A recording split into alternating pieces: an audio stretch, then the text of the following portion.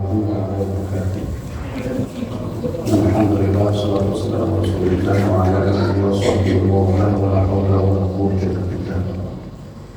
Bapak Ibu, kita lanjutkan taklim tafsir ya. Kita sudah sampai juz 7. Jadi alhamdulillah lama juga ya. Silakan bagi yang mau melihat videonya. Aku di HP ada terjemahannya, mohon silakan. Kita lanjut di surah Al-Maidah. Juz 7-nya Al-Maidah ayat 109. 109.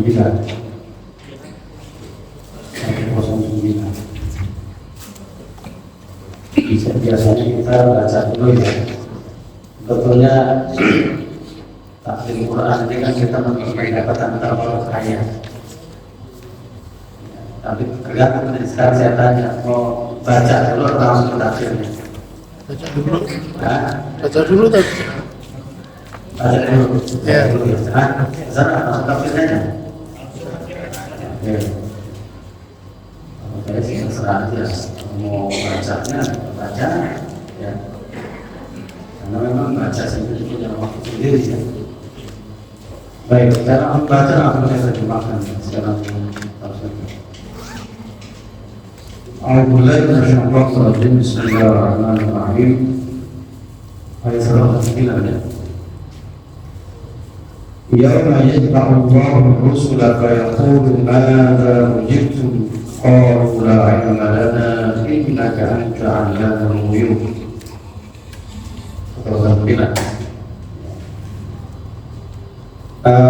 Dalam ilmu tafsir saya sering jelaskan kalau berbicara penafsiran tidak bisa lepas dari hubungan antara satu ayat dengan ayat yang lain, antara satu surat dengan surat yang lain, yang dikenal dengan ilmu munasabah. Apa namanya ilmu munasabah? Itu teman saya menyelidiki, meneliti tentang teori munasabah dalam tafsir di sebagian kampus itu dia tidak jadi disertasi. Yogyakarta investasi itu. Nah, munasabah itu maksudnya apa? Allah tidak semata-mata mengurutkan surah ayat, ya, kecuali ada hikmah. Karena terasa kita kan terputus-putus kok pindah ke cerita begini, nah itu kita nggak tahu. Tuhan yang tahu. Sebenarnya munasabah. Nah, munasabah ini ada beberapa tipe. Ya. Pertama, hubungan antara surat dengan surat, itu dia. Ya. Yang kedua, hubungan ayat sebelumnya dan sesudahnya. Hubungan akhir surat dengan awal surat. Itu namanya ilmu munasabah. Nah, ini yang dibahas dalam kitab Syarh Tafsir. Munasabah ayat 109 dengan ayat sebelumnya. Ya, karena dalam Al-Quran ini mengelompokkan ayat, makanya mufassir sering kita baca tafsir itu dikelompokkan. Ya. Lama dzakara ta'ala wasya inda dulumi al-ajal wa amr bi taqwallah was-sam'i wa ta'ah. Ketika sebelumnya nih ayat sebelumnya berbicara tentang wasiat yang perlu dilakukan ketika mendekati ajal. Sebenarnya kalau di ayat sebelumnya kan cerita di situ apabila kalian musafir atau kalian mau ada perjalanan sebelum berangkat, wasiat dulu ke anak-anak gitu. Nah, wasiat ini harus disaksikan. Nah, supaya kuat sadar, aku wasiat itu banyak, bukan hanya harta. Termasuk pesan-pesan kita ke anak-anak supaya berbuat baik itu wasiat. Ya.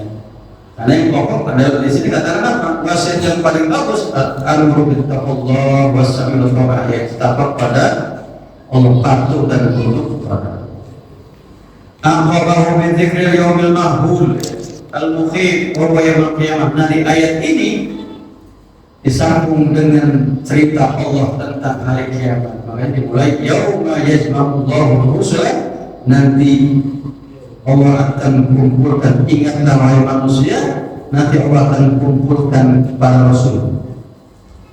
Yauma yajma'ullahu rusula, ya, pada hari nanti, hari kiamat maksudnya. Yajma'ullahu rusula, Allah akan mengumpulkan para rasul.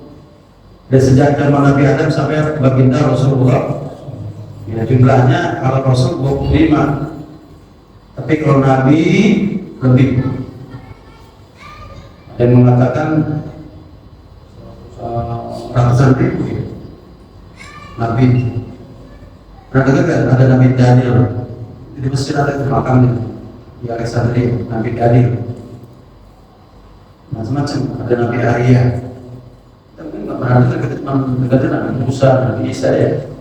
Banyak. Nah, Nabi itu tidak diperintahkan dengan membawa syariat baru, itu meneruskan syariat Rasul. Ya, itu yang perlu dipahami lagi. Dan dia tidak tampak ya seperti halnya Rasul, tidak kecil ya seperti itu. Fayaqulu madza ujibtum, nanti ini apa misalnya nanti, tapi nantinya nanti pasti. Qul ayatna dzalika yaumur rahim yaumul qiyamah.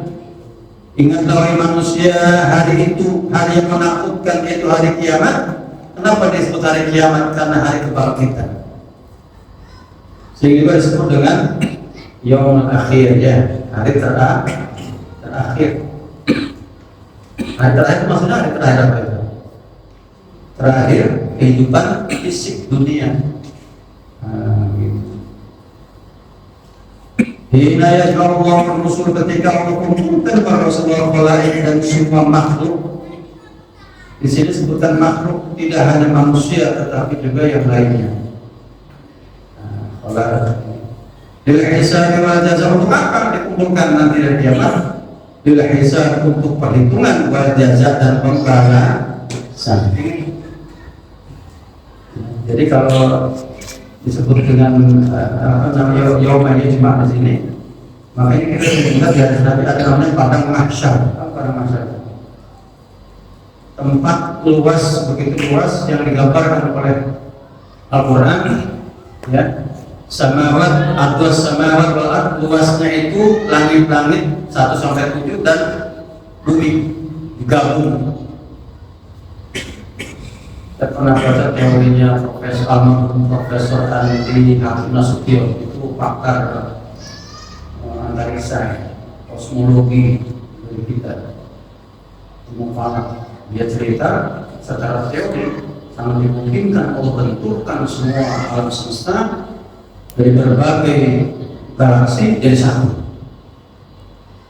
yang luasnya nggak kira-kira gitu misalnya, nggak terbayang. Kita kan bumi kecilnya itu udah begitu luas.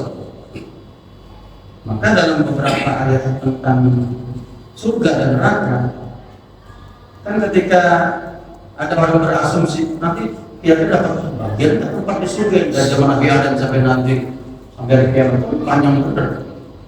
Atau sebaliknya, kayaknya nggak mungkin masuk neraka, karena udah penuh neraka dengan umat sebelumnya gitu. Apa perkataan neraka itu ketika itu hal konfliktasi, apa kamu sudah penuh kayak neraka? Apa jawaban neraka? Fahal min mazid, masih lama nggak lah? Sini, saya mesti bahas. Jadi fahal min mazid, masih lama. Jadi jangan berpikir udah tutup nerakanya. Itu umat terakhir pasti sudah penuh dengan umat-umat sebelumnya. Begitu luasnya. Ya. Fayaqulu madza ujibta, ketika itu para rasul ditanya sama Allah, rasul sini. Dari Nabi Adam sampai Nabi kita. Apa yang dijawab kalian ketika kalian berdakwah pada umat kalian? Aiballadzi ajabatkum bihi, apa yang dijawab? Apa yang dijawab oleh umat kalian? Apa sih sikap mereka ketika mendengar jawaban seruan kalian? Wa ma alladzi radda 'alaikum qaumukum, apa yang menjadi balasan kaum kalian ketika kalian berdakwah ila iman wa tauhid, ketika menyeru pada iman dan tauhid? Ya kan? Nabi sudah nggak ada, Rasul sudah selesai. Pertanyaan sekarang pada siapa? Apa wahai para umat muslimin, apa yang kalian jawab dari seruan para kiai, para ustadz, para apa lagi? Nah itu.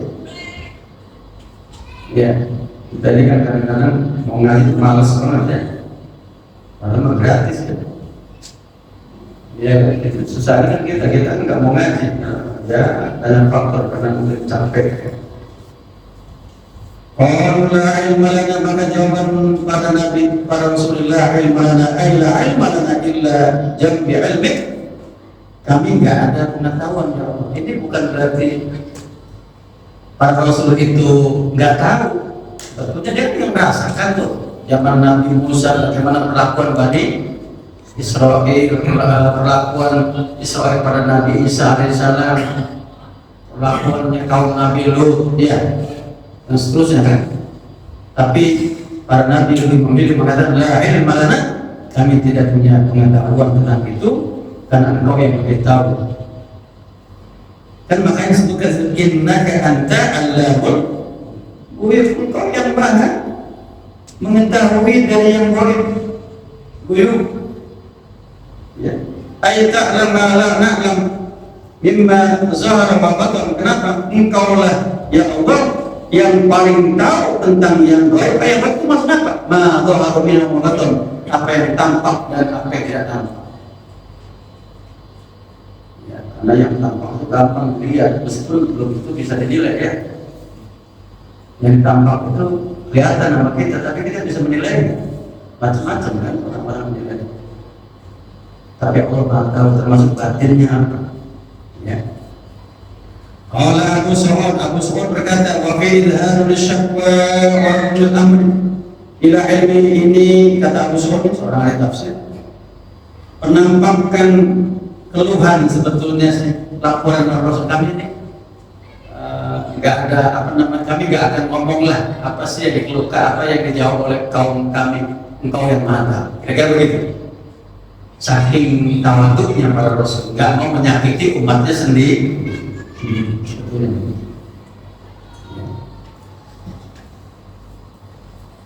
Maka dikembalikan urusannya kepada Allah. Bima lahu min qawmin al-khutub wa kabatin al-qurub. Kenapa? Allah Maha tahu apa yang diderita oleh para Rasulnya dari cacian, makian, wal qulub, dan kesulitan, kesusahan, bahkan mohon maaf sampai tindakan upaya pembunuh. Atau Nabi yang ada berapa Nabi yang berhasil dibunuh? Nabi Yahya.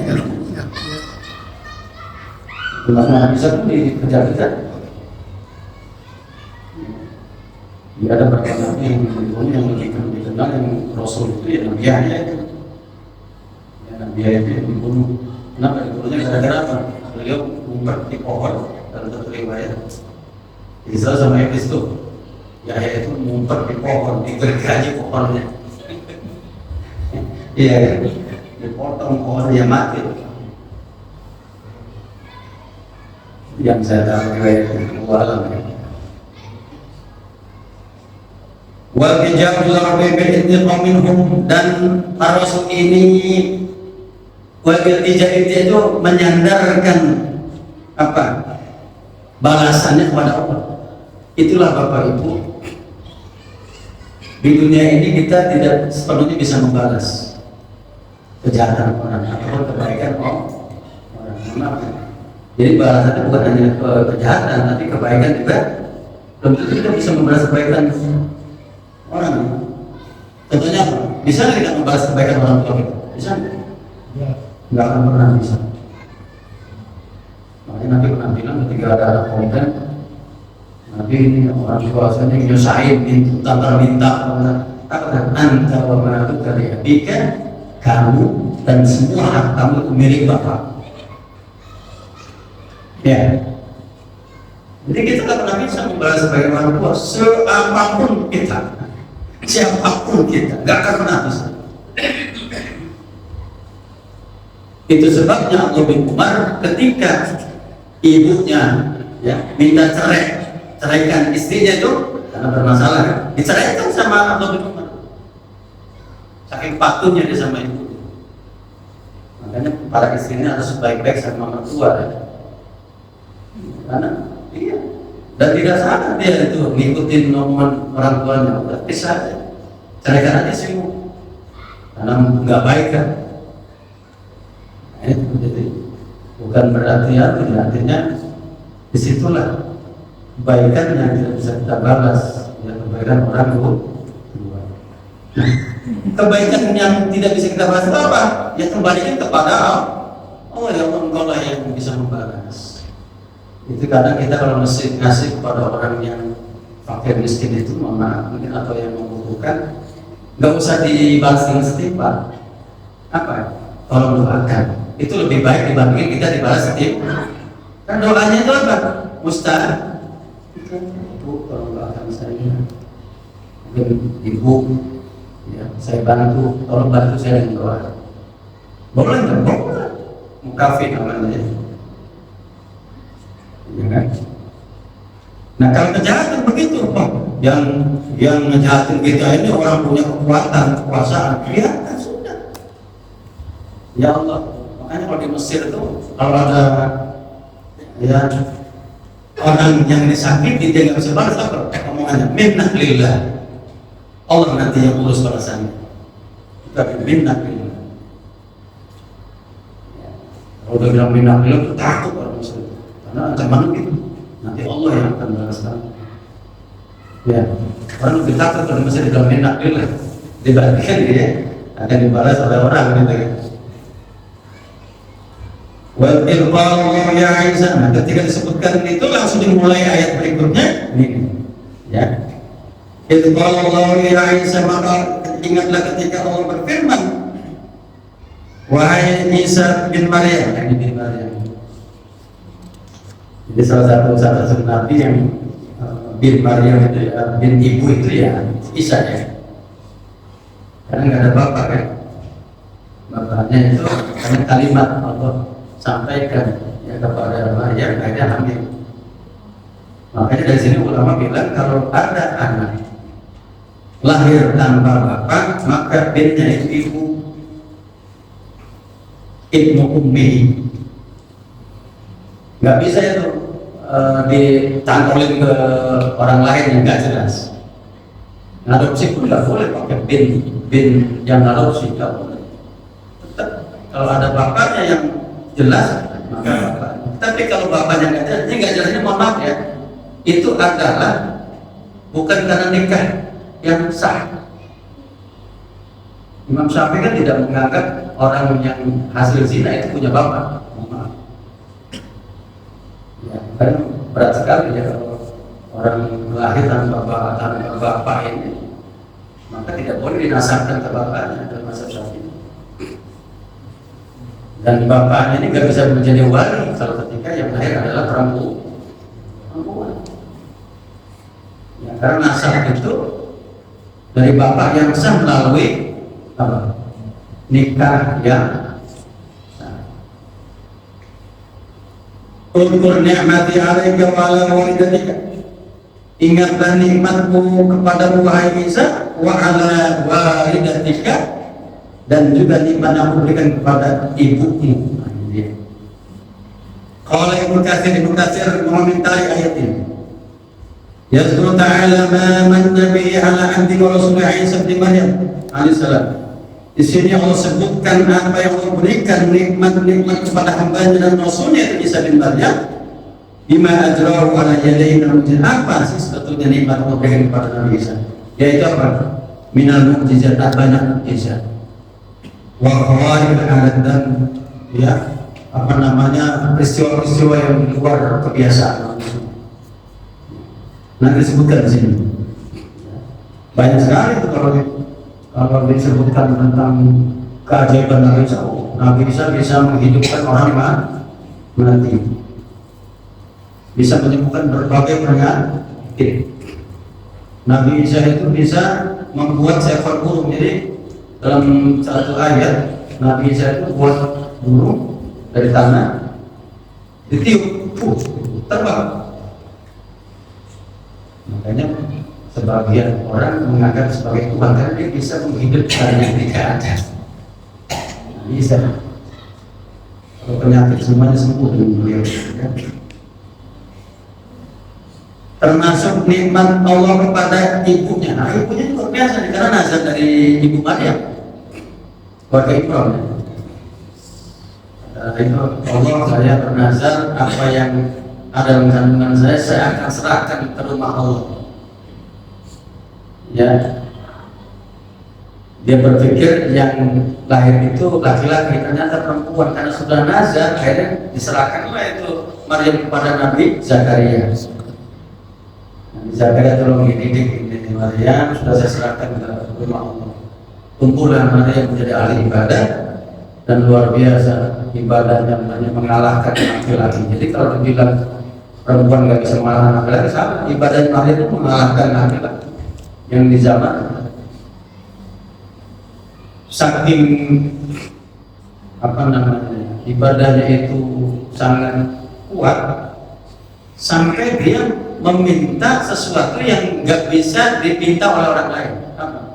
Meminta setiap saat itu ada makanan yang dibutuhkan itu datang sendiri. Makanya Nabi Zakaria bingung, kok kamu bisa ada orang enak-enak begini dari mana? Kamu kemana-mana? Tanda laki ada. Dari mana nih makanya? Dari Allah. Itu karomahnya Maryam, ya, binti Imran. Luar biasa. Jadi ibunya ini udah punya karomah, lahirlah putra yang bernama Isa. Nah, salah satu bayi yang bisa berbicara itu adalah Nabi Isa alaihi salam. Ada beberapa bayi disebutkan oleh Nabi itu, salah Nabi Isa. Ya.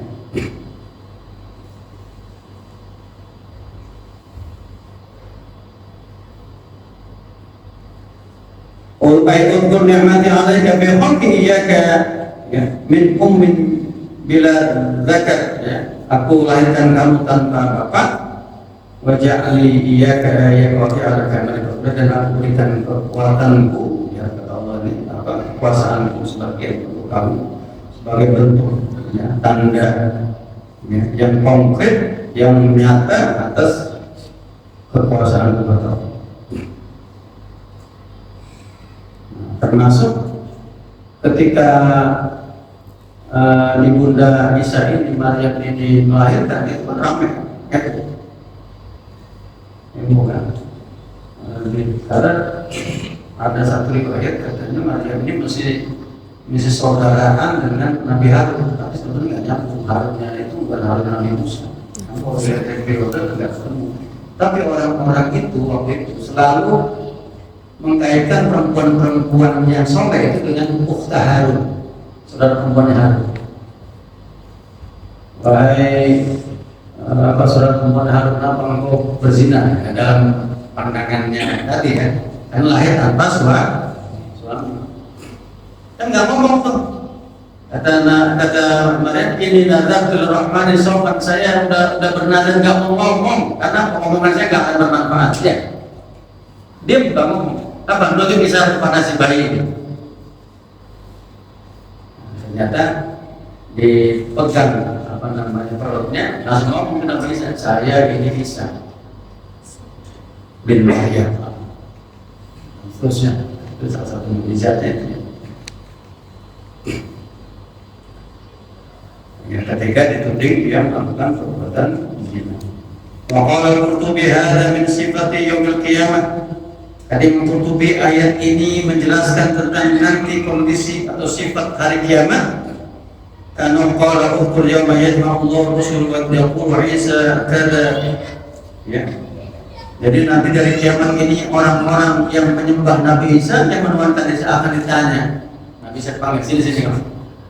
Loh, di mana nih orang yang menyembah kamu itu di mana? Kita akan ditanya. Jadi maksud kata Imam Qurtubi, ya. Ayat juga Birohil Kudus dilanjutkan dengan ayat berikutnya. Ya. Selain aku berikan engkau nikmat dan juga ibumu, dan aku perkuat engkau Birohil Kudus dengan Roh Kudus. Roh Kudus itu apa? Malaikat Jibril. Roh Kudus itu bukan Jibril. Ya. Birohil Thahir Muqaddasah Jibril alaihissalam. Kenapa Jibril disebut dengan Roh Kudus? Karena malaikat yang dikhususkan menyampaikan wahyu kepada para rasul ini Jibril. Dalam riwayat Nabi itu ketemu Jibril dalam bentuk aslinya itu 2 atau 3 kali. Nabi itu sempat pingsan, ada pingsan. Lihat Jibril membentangkan sayapnya. Jadi saya baru tahu para malaikat itu mempunyai sayap. Dari riwayat sayapnya itu udah menutup alam semesta, nggak kelihatan. Jadi kalau kita bayangkan malaikat maut terhadap bumi ini, mungkin ukurannya koin kali. Ukuran koin. Jadi dia pikir gimana malaikat maut mencabut nyawa ratusan ribu orang gitu, yang terkena tsunami ya. Tsunami itu berapa di Aceh? Berapa yang meninggal? Ratusan ribu. Gimana caranya pun bukan kecil. Jibril seperti itu. Ya. Makanya kalau di mohon ya, ini saya bukan di kitab-kitab agama dulu, Taurat Injil itu kan gambarnya begini, malaikat bersayap. Karena memang ada juga hadis Nabi menjelaskan itu. Tapi tidak semua bisa melihat bentuk aslinya kecuali para orang.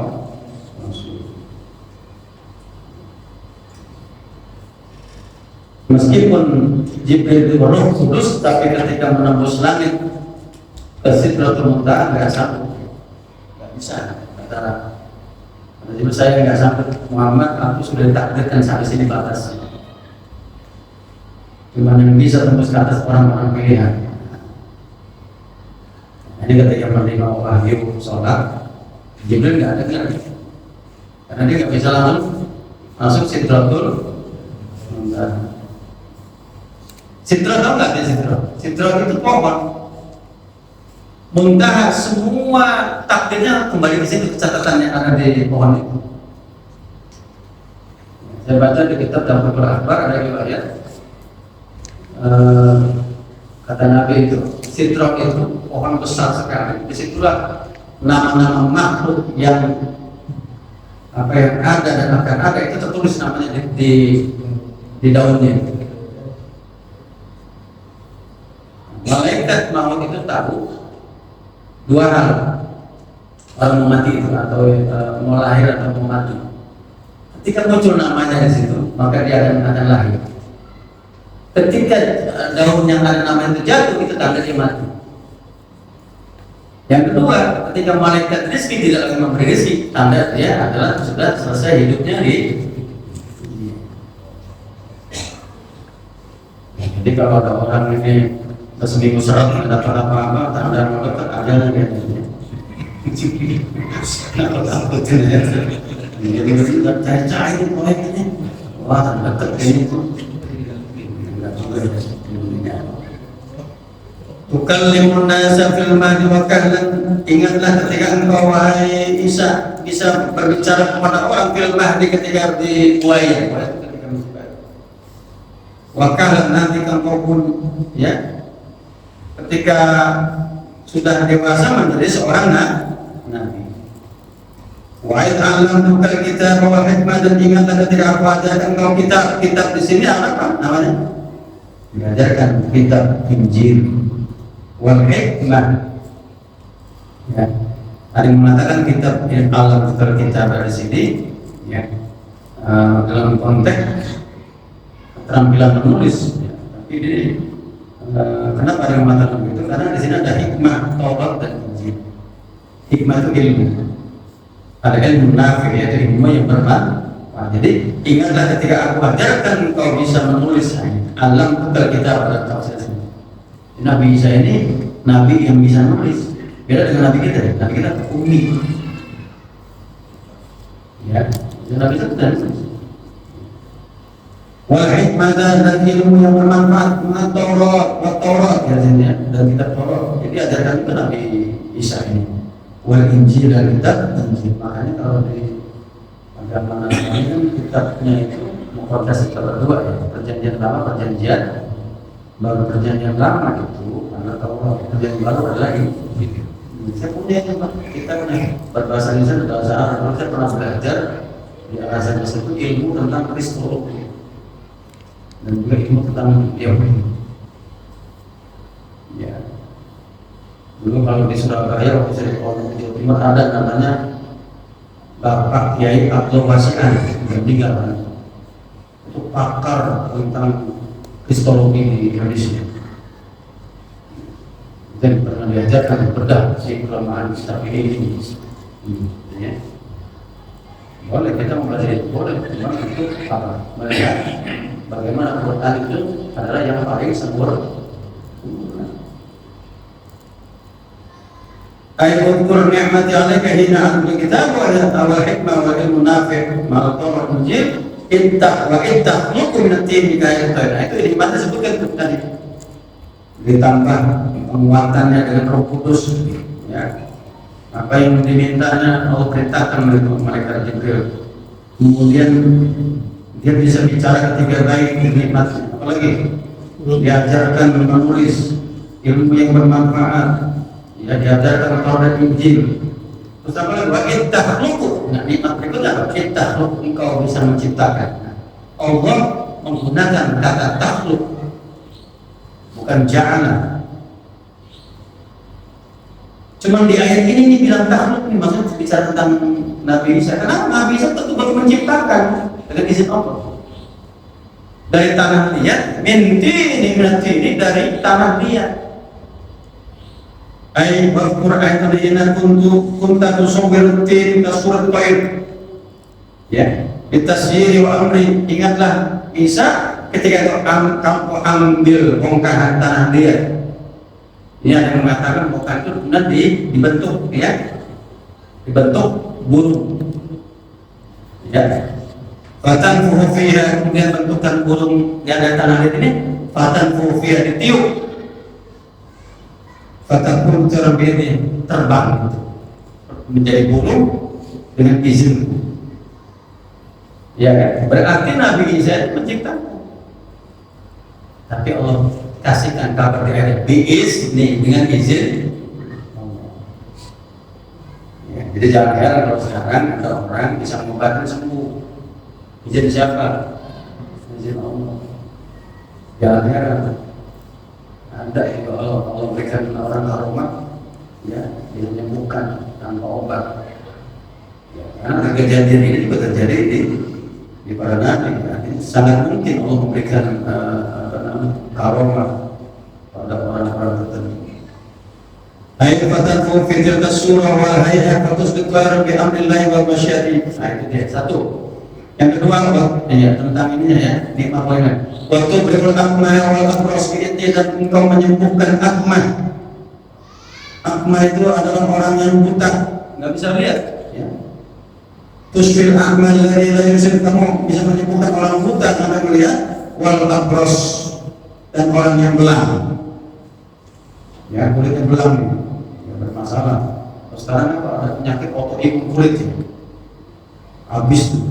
Ya, nggak bisa langsung rusak, selingkuh, ya. Apalagi kalau nggak bisa pegang matanya sembuh. Kalau Nabi itu dulu ada beberapa sahabat yang sakit mata itu nggak ada angkat ludahnya, ya, sembuh. Nabi ya, itu udah kita masukin mata orang bisa infeksi. Yang coba-coba ngikut gitu, niru kan? Nabi aja bisa, masa saya enggak? Baca Al-Fatihah gitu. Biasa infeksi itu.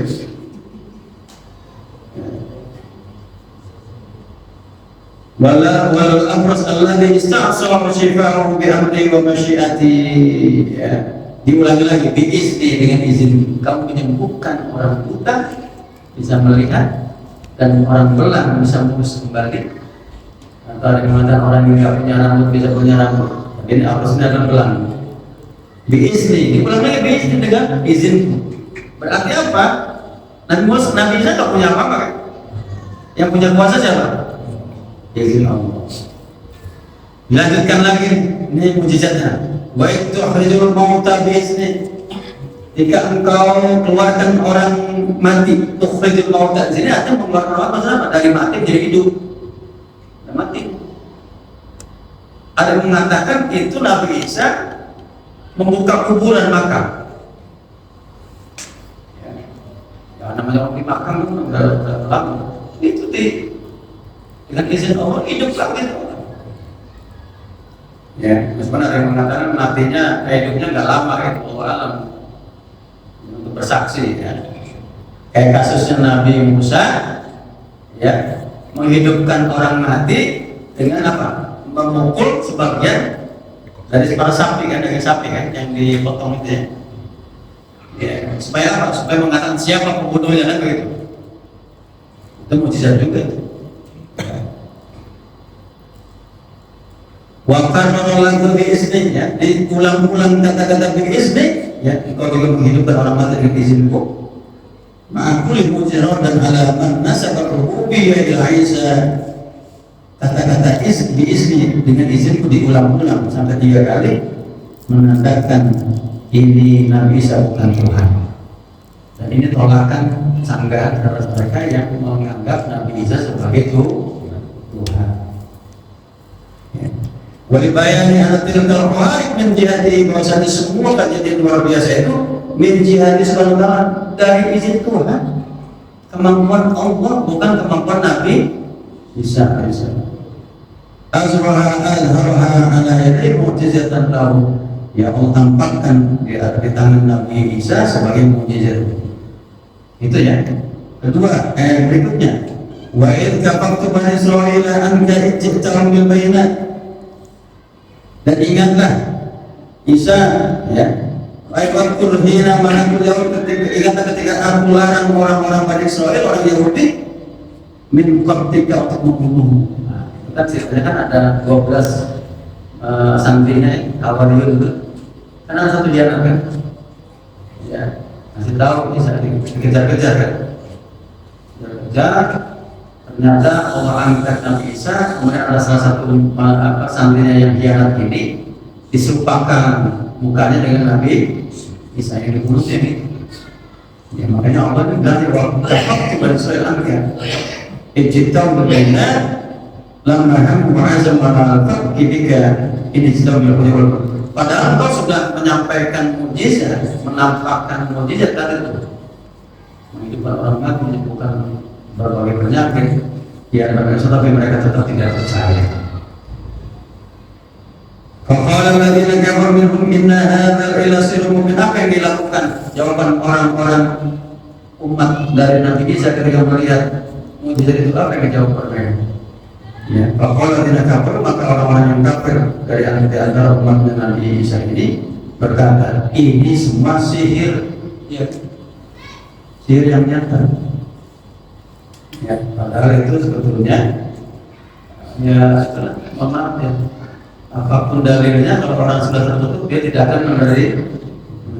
Guna hatinya tertutup. Susah dapat orang tertutup hatinya itu mau cara apapun, karena bagaimanapun hidayah itu berawal dari hati yang terbuka. Hati yang terbuka. Dan saya lihat dalam pendidikan, orang yang punya keterbukaan itu mudah berkembang dibandingkan orang yang tertutup ya. Coba cari orang yang terbuka, dia cepat berkembang kan dibanding orang tertutup. Ya. Dilanjutkan lagi ya.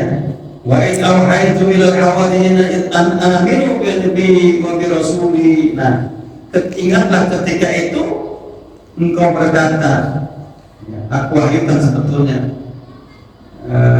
melalui kitab Taurat Injil tadi kepada murid-murid Hawariyin. Hawariyin adalah sekelompok orang yang memang sebagai muridnya Nabi Isa alaihissalam. Ya, di situ apa perintahnya? Berimanlah kepada Allah, wa bi rasuli, dan kepada Rasulku. Itu siapa maksudnya? Nabi Isa alaihissalam. Ingatlah ketika itu Hawari ini ya, menjawab apa? Kami, atau mereka berkata, amanna, kami beriman. Allah Hawari menasabdahna, kami mempercayai, ya Rabbi, ya washhad, dan saksikanlah bi annana muslimun, bahwasanya kami ini orang yang berserah diri, bi annana mukhlisuna, kami orang-orang ikhlas. Itu sebabnya kata-kata Islam tidak hanya dipakai untuk umat Islam tapi juga pada umat sebelumnya. Di sini contohnya di Hawari itu mengatakan bi annana muslimun. Meskipun syariatnya berbeda ya, karena satu-satunya sama semuanya dari Nabi Adam sampai Nabi Muhammad itu Tuhannya satu ya, mengajarkan tauhid. Iqbal hawariyuna, ingatlah wahai Nabi Isa alaihissalam, hawariyuna engkau berkata, ya Isa bin Maryam, wahai Isa bin Maryam, hal yastati'u rabbuka, apakah Tuhan engkau sanggup ya ayunazila alaina, menurunkan kepada kami ma'idatan as-sama, meja makan yang penuh dengan sajian yang lezat dari langit. Pertanyaannya, Hawariyun ini percaya nggak dengan kemampuan Allah? Hah? Saya percaya dia. Ya. Pertanyaan ini kata ulama bukan pertanyaan sebetulnya, bukan pertanyaan, tapi sebetulnya untuk apa? Menguatkan kembali keimanan mereka. Karena begini, kami ini percaya, yakin pada Tuhan yang Kau ajarkan kepada kami, tapi tolong sih dibuktikan lebih kuat lagi. Kami minta ini bisa. Percaya sudah. Ya percaya. Ya. Sama dengan perkataannya kaum Nabi Musa. Ya. Ketika diajarkan, sembahlah Allah, karena nggak melihat Allah. Ngomong kaum Nabi Musa, ij'al lana ilahan kama lahu alihah. Musa, tolong sih buatkan kami Tuhan sebagaimana mereka yang punya Tuhan. Maka muncul dari Musa Samiri bikin anak sapi. Karena mereka nggak menemukan sesembahannya gitu.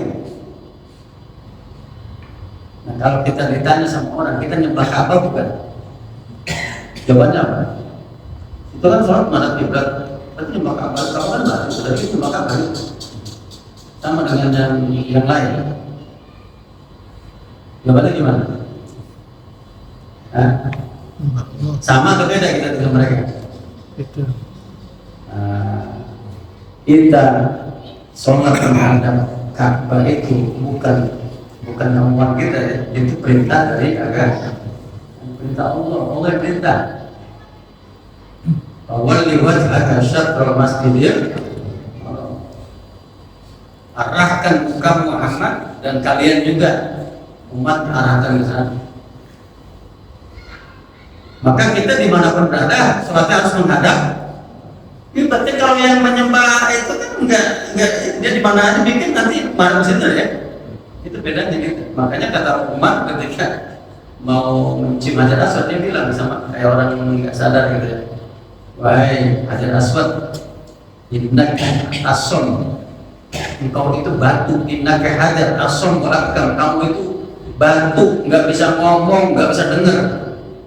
La tadur, tanpa engkau tidak bisa memberikan manfaat, tidak bisa madarat. Ya. Kalau Rasulullah qabbalaki ma qabbaltuki, kata Umar. Seandainya aku nggak melihat Nabi menciummu, aku nggak akan pernah mencium kamu. Maka kalau ada jamaah haji udah mati-matian nyium Hajar Aswad, nyakitin orang, salah. Nah, Umar itu nggak mau nyium itu, membuat karena Nabi yang itu. Saya aja nyium Hajar Aswad cuma sekali, ketika habis sholat Id, Idul Fitri, bukan ketika tawaf. Karena kalau pasti susah, nyakitin orang ya, nyenggol kiri, nyenggol kanan, ya. Maka pakai isyarat, cukup pakai isyarat. Nah itu, jadi di sini, ya, orang-orang Hawari ini atau santrinya Nabi Isa ini paham tahu. Tapi di sini, ya, ingin mendapatkan tambahan kekuatan tasabbut dan titik minan wa tasabbut supaya lebih tenang, yakin. Wattaqullaha in kuntum mu'minin. Kata Nabi Isa, takutlah engkau pada Allah kalau engkau orang betul-betul orang yang beriman. yang nanya itu. Nah, disinilah Nabi sendiri dalam konteks ini para kita itu bertanya sesuatu ya, yang sekiranya jawaban itu membuat kita nggak suka, ya kan? Malah jangan bertanya sesuatu yang sekiranya jawaban itu nggak kita sukai, atau bertanya sesuatu ya yang sebetulnya kita sudah tahu jawabannya, kan gitu. Ya, setelah dulu orang-orang Israel bertanya kepada Nabi Musa, pertanyaannya apa itu? Yang mempersulit diri, sembelih sapi apa warnanya, apa lagi? Apa lagi itu mesti perawan apa habis kan susah. Iya, pernah dipakai membaca apa belum? Susah. Kalau nuridu an naqra min wa tatma'inna qulubuna, maka jawabannya ini. Mereka berkata, kami ingin makan dari meja hidangan dari surga itu, dan kami ya apa namanya tenang hati kami supaya dapat berkah.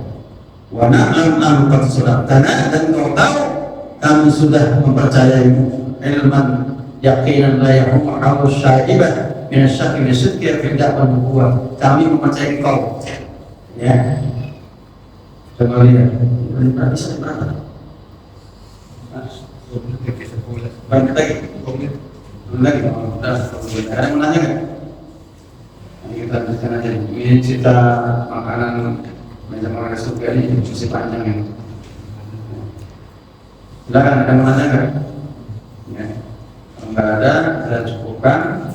Dari ayat 109 sampai dari berapa itu?